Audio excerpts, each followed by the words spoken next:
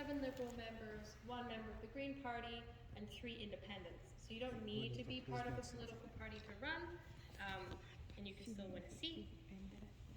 These down the middle, all these seats are for staff in the chamber. They all tend to be in black and white uniform to show that they're nonpartisan.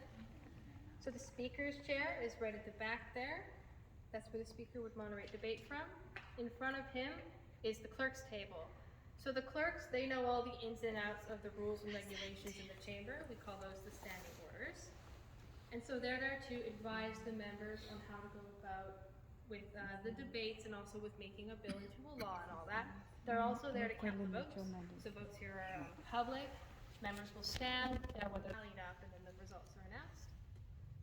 Here we have Hansard. So the Hansard reporters are there to transcribe the proceedings in the House. So they'll write up everything and then publish a report at about 9 p.m. every day after the House is adjourned. And finally, right behind you there is a sergeant at arms desk. So as I said, they enforce security.